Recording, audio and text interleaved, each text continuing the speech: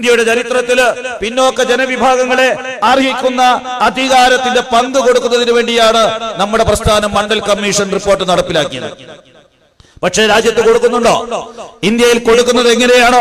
ഈ ജനവിഭാഗത്തെ എങ്ങനെ മാറ്റി നിർത്താം, സംവരണമില്ലാതെ മാറ്റി നിർത്താം? നേരിട്ടുള്ള നിയമനം നടത്തിക്കൊണ്ട് ഇന്ത്യ ഗവൺമെന്റ് ജോയിന്റ് സെക്രട്ടറി തസ്തികയിലടക്കം ഉന്നത തസ്തികകളിലേക്ക് സംവരണത്തെ മറികടക്കുന്നതിന് നേരിട്ട് നിയമനം നടത്തും. 1931 സെൻസസ് പ്രകാരം ഇന്ത്യയിൽ ഏറ്റവും അവസാനമായി ജാതി സെൻസസ് നടത്തിയത് 1931 1931 സെൻസസ് പ്രകാരം ഇന്ത്യയിലെ പിന്നോക്ക ജനസംഖ്യ കേവലം 52%. ആ 52% ബേസ് ചെയ്തുകൊണ്ടാണ് മണ്ഡൽ കമ്മീഷൻ റിപ്പോർട്ട് പ്രകാരം പിന്നോക്ക വിഭാഗങ്ങൾക്ക് 27% സംവരണം ഈ രാജ്യത്ത് നടപ്പിലാക്കിയത്. പക്ഷേ ബീഹാറിലെ RJDയുടെ നേതൃത്വത്തിലുള്ള JDUവിന്റെ നേതൃത്വത്തിലുള്ള സഖാവ് നിതീഷ് കുമാറും തേജസ്വി യാദവും നേതൃത്വം കൊടുക്കുന്ന ബീഹാറിലെ സോഷ്യലിസ്റ്റ് ജനതാ മന്ത്രിസഭ, ആ മന്ത്രിസഭ വളരെ സധൈര്യം മുന്നോട്ട് പോയിക്കൊണ്ട് BJPയുടെ എല്ലാ തടസ്സങ്ങളെയും തട്ടിനീക്കിക്കൊണ്ട് വിവിധ കോടതികളിൽ യുദ്ധം ചെയ്ത് നിയമയുദ്ധം നടത്തിക്കൊണ്ട് ബീഹാറിൽ അവിടെ ജാതി സെൻസസ് നടപ്പിലാക്കി. കണക്കെടുത്ത് പരിശോധിച്ചു നോക്കുമ്പോൾ ഗവൺമെന്റിന് മനസ്സിലായി 52% അല്ല 63% പിന്നോക്ക ജനവിഭാഗങ്ങളുണ്ട്. 63% വരുന്ന പിന്നോക്ക ജനവിഭാഗങ്ങൾക്ക് ബീഹാറിലെ ഇന്ത്യയിലെ വിവിധ വകുപ്പുകളിൽ കൊടുക്കുന്ന സംവരണം കേവലം 27%. ജനസംഖ്യയുടെ പകുതിയിൽ താഴെയാണ്. എന്നാൽ മുന്നോക്ക ജനവിഭാഗങ്ങൾ നൂറ്റാണ്ടുകളായി, സഹസ്രാബ്ദങ്ങളായി എല്ലാ അധികാരങ്ങളും അനുഭവിച്ചു വരുന്ന ആളുകളാണ്. അവർക്കാണ് വേദം പഠിക്കാനുള്ള അവസരമുണ്ടായിരുന്നത്, വേദം ചൊല്ലാനുള്ള അവകാശം അവർക്കായിരുന്നു, ക്ഷേത്രങ്ങളിൽ പ്രവേശനം ലഭിച്ചത് അവർക്കായിരുന്നു, ക്ഷേത്രങ്ങളിലെ ഉന്നത ജോലികളിൽ ജോലി ചെയ്തത് അവരായിരുന്നു. ആ മുന്നോക്ക ജനവിഭാഗങ്ങള് ഇത്രയും സഹസ്രാബ്ദ കാലഘട്ടങ്ങളിൽ എല്ലാം അനുഭവിച്ചു വന്ന ആളുകൾ. സംസ്കൃത വിദ്യാഭ്യാസം അവർക്ക് മാത്രമായിരുന്നു. ഈ രാജ്യത്ത് പേർഷ്യൻ വന്ന സമയത്ത് അതും പഠിച്ചുകൊണ്ട് ആ ഭരണകൂടങ്ങളിലും അവർ മുന്നിൽ തന്നെ നിന്നു. ഇംഗ്ലീഷ് വിദ്യാഭ്യാസം വന്ന സമയത്ത് അവിടെയും മുന്നോക്ക വിഭാഗങ്ങളാണ്. പിന്നോക്ക ജനവിഭാഗങ്ങൾ മാറ്റി നിർത്തപ്പെട്ടു. എന്നാൽ ഈ പിന്നോക്ക ജനവിഭാഗങ്ങൾക്ക് ജനസംഖ്യയുടെ പാതിയിൽ താഴെ സംവരണം കൊടുക്കുകയും അതോടൊപ്പം മുന്നോക്ക ജനവിഭാഗങ്ങൾക്ക് അവരുടെ ജനസംഖ്യ ഏതാണ്ട് 20% വരുന്ന അവരുടെ ജനസംഖ്യക്ക് ആനുപാതികമായി നേർ പകുതി 10% സംവരണം കൊടുത്തുകൊണ്ട് ഇവിടെ അശാസ്ത്രീയമായ സംവരണമാണ് BJP നടപ്പിലാക്കുന്നത്. നടപ്പിലാക്കിയ സംവരണവും എങ്ങനെയാണ്? ഒരു വർഷം 8 ലക്ഷം രൂപ വരുമാനമുള്ള ആളുകൾ, മുന്നോക്ക ജനവിഭാഗങ്ങളിലെ ദരിദ്രരായ ആളുകളെ സംരക്ഷിക്കണമെന്നുള്ളതിൽ അഭിപ്രായ വ്യത്യാസമില്ല. പക്ഷേ ദരിദ്രരായിരിക്കണം. പക്ഷേ BJP എങ്ങനെയാണ് നടപ്പിലാക്കിയത്? എന്റെ പ്രസംഗം കേൾക്കുന്ന മുന്നോക്ക വിഭാഗത്തിലെ ദരിദ്രരായ ആളുകൾ കാര്യങ്ങൾ തിരിച്ചറിയണം.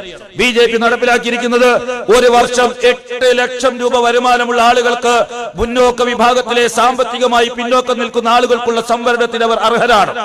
എന്ന് വെച്ചാൽ ഒരു മാസം 66,000 രൂപ വരുമാനമുള്ള ആളുകൾക്ക് സംവരണം ലഭിക്കും.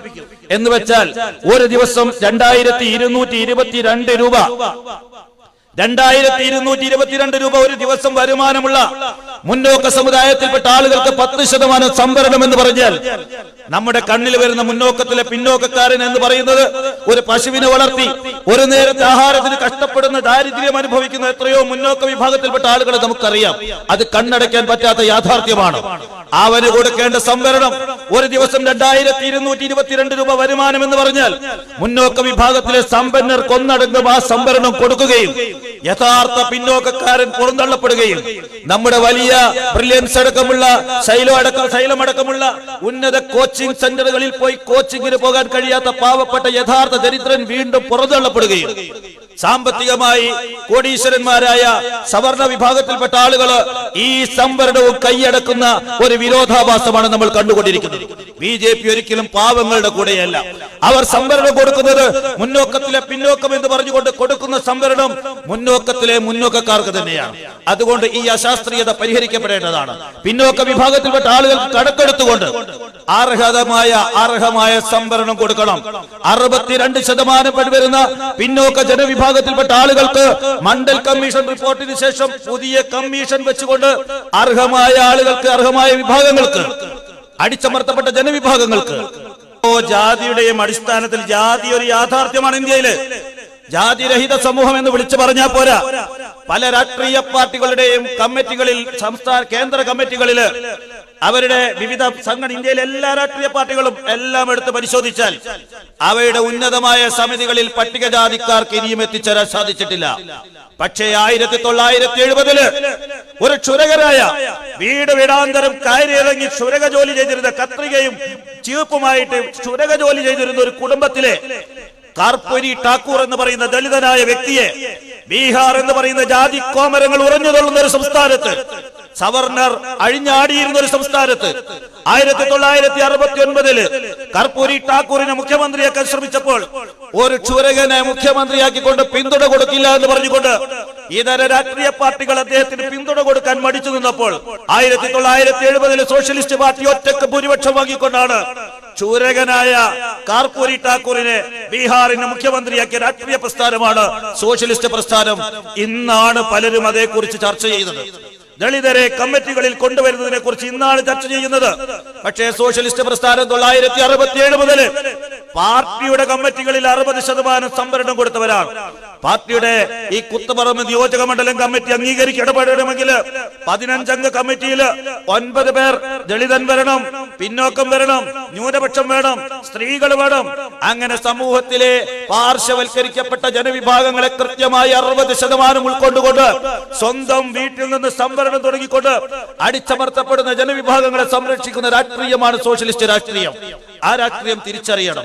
ഈ രാജ്യത്തെ പിന്നോക്ക വിഭാഗങ്ങൾക്ക് വീണ്ടും കടക്കെടുത്തുകൊണ്ട് അർഹമായ സംവരണം കൊടുത്തുകൊണ്ട് അധികാരത്തിന്റെ പുറംപോക്കിൽ നിൽക്കുന്ന ആളുകൾക്ക് വില്ലേജ് ഓഫീസറെ, പോലീസ് സബ് ഇൻസ്പെക്ടറെ, അർഹമായ ജോലികൾ IAS അടക്കമുള്ള, IPS അടക്കമുള്ള, IFS അടക്കമുള്ള ജോലികളിലേക്ക് അർഹരായ ആളുകളെ കൈപിടിച്ചുയർത്താൻ ആവശ്യമായ നടപടികൾ പുതിയ സെൻസസ് നടത്തിക്കൊണ്ട്, രാജ്യവ്യാപകമായി കേരളത്തിലടക്കം സെൻസസ് നടത്തിക്കൊണ്ട് ശാസ്ത്രീയമായ നടപടികൾക്ക് ഇന്ത്യയിലെ ഗവൺമെന്റുകൾ, സംസ്ഥാനത്തെയും കേന്ദ്രത്തിലെയും ഗവൺമെന്റുകൾ തയ്യാറാവണമെന്ന് ആർജവത്തോടുകൂടി പറയാൻ ഇന്ത്യയിലെ ഒരു രാഷ്ട്രീയ പാർട്ടിക്ക് മാത്രമേ സാധിക്കുള്ളൂ. അത് സോഷ്യലിസ്റ്റ് രാഷ്ട്രീയമാണ്.